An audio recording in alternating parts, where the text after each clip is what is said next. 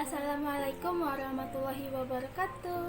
Halo, saya Febila Zulfaiza. Saya adalah mahasiswa tingkat 1 program studi Sarjana Terapan Gizi dan Dietetika di Poltekkes Kemenkes Pontianak.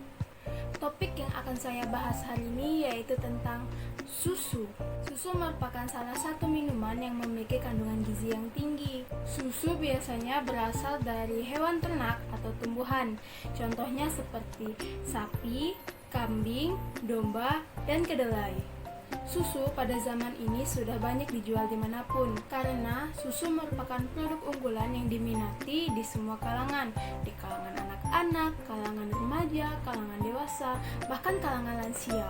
Namun, tidak sedikit di antara kita yang masih belum paham apa sih susu itu atau definisi susu itu apa sih. Nah, kali ini di sini saya akan membahas lebih dalam lagi tentang susu. Tapi ada nih beberapa pengertian menurut para ahli. Yuk kita simak. Menurut Al-Matsir yaitu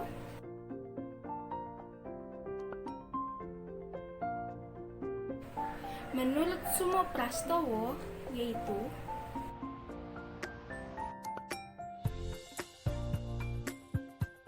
menurut Winarno yaitu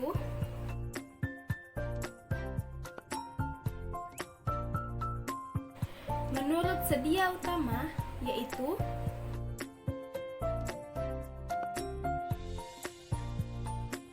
menurut Dewi Mariana yaitu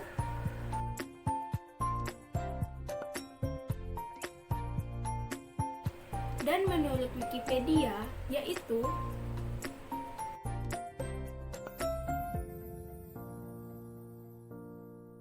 Nah, dari keenam pengertian menurut para ahli tersebut, dapat nih kita simpulkan bahwa susu yang berasal dari kambing, sapi, dan manusia memiliki proses yang sama, yakni berasal dari kelenjar mami. Adapun kandungannya, menurut USDA, setiap susu yang berasal dari kambing, sapi, manusia memiliki kandungan yang berbeda. Selanjutnya, apa aja sih komposisi dan kandungan gizi yang ada pada susu? Menurut ahli Syarif dan Khalid, bila ditinjau dari komposisi gizi, air susu merupakan minuman yang bergizi tinggi, khususnya karena mengandung protein yang sangat tinggi dan mempunyai aroma spesifikasi khas susu. Komposisi susu yaitu terdiri dari air sebanyak 87,75%. Air merupakan komponen terbesar pada susu. Selanjutnya ada lemak sebanyak 3,6%. Lemak susu terbentuk dari globula-globula emulsi antara minyak dan air. Lemak susu terdiri dari asam butirat, asam laurat, asam karborat, asam stearat, asam mirstat, dan asam oleat. Selanjutnya ada protein sebanyak 3,4%. Protein pada susu sangat berguna untuk meningkatkan sistem kekebalan tubuh pada manusia. Selain itu, protein juga berfungsi untuk memberikan asam amino pada tubuh yang berguna membentuk jaringan tubuh dan membangun sel tubuh yang baru.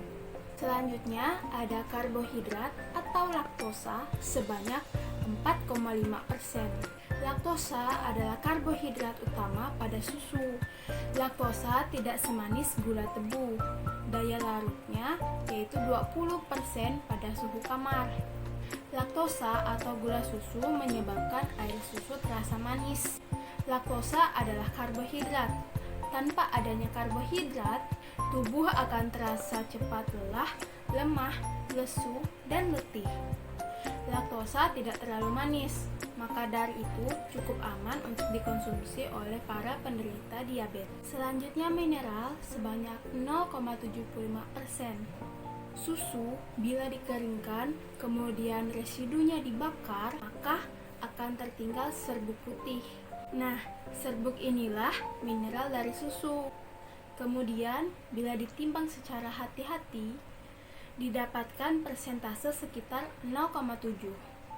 Dan apabila diteliti secara kimiawi lebih lanjut, akan diketahui bahwa mineral tersebut merupakan suatu campuran yang kompleks yang terdiri dari sejumlah elemen-elemen logam sebagaimana yang terdapat pada tubuh hewan. Selanjutnya kalsium, yang paling kita ingat apabila kita membicarakan kandungan pada susu yaitu pasti kalsium.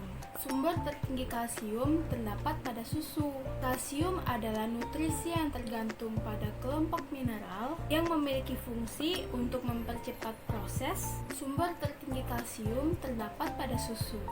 Kalsium adalah nutrisi yang terkandung dalam kelompok mineral yang memiliki fungsi untuk mempercepat proses mineralisasi gigi dan sebagai bahan utama pembentukan tulang. Selanjutnya ada fluor yang merupakan mineral penting untuk menunjang pertumbuhan dan mempertahankan kesehatan tulang serta gigi. Fungsi fluor adalah sebagai pembentuk kristal hidroksiapatit untuk mencegah gigi mengalami demineralisasi. Selanjutnya ada enzim. Enzim utama yang sangat normal terdapat dalam susu adalah laktoperoksidase, katalase, antioksidase, ribonuklease, aldolase, kelompok fosfatase, lipase, esterase, protease, amilase, dan oksidase. Susu juga ada beberapa jenisnya loh. Saya jelasin satu-satu ya. Yang pertama ada susu kedelai. Susu kedelai memiliki kadar lemak tidak jenuh dan tanpa kolesterol. Jika rutin dikonsumsi akan menurunkan konsentrasi trigliserida darah, lipoprotein densitas rendah, dan meningkatkan lipoprotein densitas tinggi. Yang kedua, susu almond. Secangkir susu almond mengandung 60 kalori yang dapat mempertahankan berat badan daripada susu biasa. Susu almond memiliki kadar sodium yang rendah, tinggi asam lemak omega 3, tidak mengandung kolesterol, vitamin E yang tinggi, dan rendah lemak. Yang ketiga ada susu beras. Susu beras aman dikonsumsi oleh orang-orang yang intoleran terhadap laktosa. Kandungan karbohidrat susu ini lebih tinggi kebanding susu sapi. Namun, susu beras tidak mengandung kolesterol kok. Jadi, sangat aman dikonsumsi dan membuat jantung Anda sehat. Yang keempat, ada susu kambing.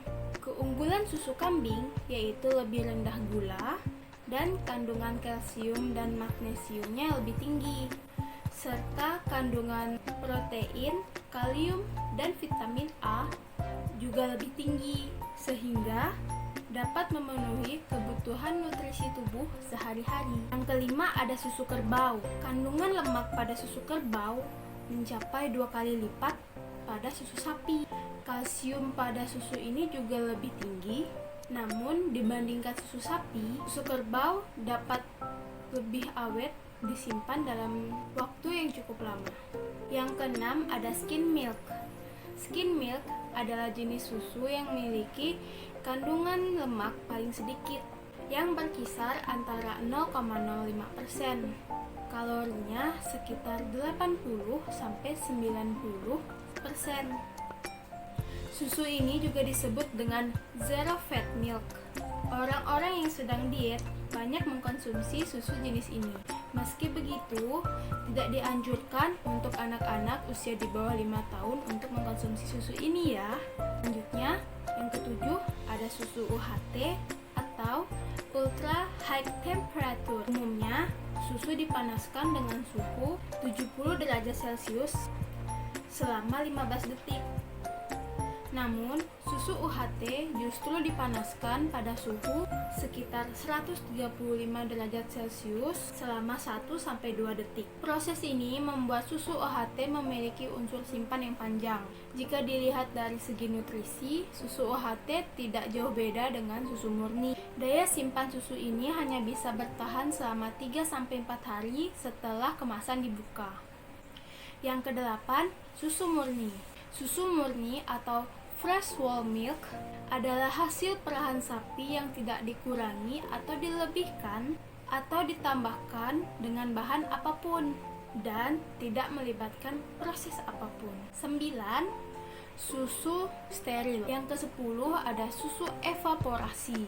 Dan yang terakhir ada susu bubuk. Jadi dari semua pembahasan yang telah dibahas tadi, dapat nih kita ambil manfaat untuk meminum susu, yaitu bagus untuk penderita anemia, menjaga tubuh tetap fit, memelihara kesehatan jantung, mencegah diabetes, meningkatkan vitamin D, dan baik untuk wanita PMS. Eits, tapi manfaat minum susu tidak hanya untuk kesehatan tubuh loh, tapi juga bagus untuk kesehatan kulit kita, terutama untuk yang cewek-cewek nih wajib tahu, yaitu sebagai pembersih dan eksfoliator, menghilangkan jerawat, pelembab kulit, mencerahkan kulit, sebagai anti-aging, mengatasi kulit terbakar, mengecilkan pori-pori, mengenyalkan wajah, dan sebetulnya masih banyak lagi kegunaan minum susu ini. Nah, jadi udah pada tahu kan apa sih manfaat susu, kegunaan susu, kandungan komposisinya. Jadi, sekian informasi yang dapat saya sampaikan. Apabila ada salah kata mohon dimaafkan, ambil baiknya, buang buruknya. Saya Febila Zulfaiza. Wassalamualaikum warahmatullahi wabarakatuh.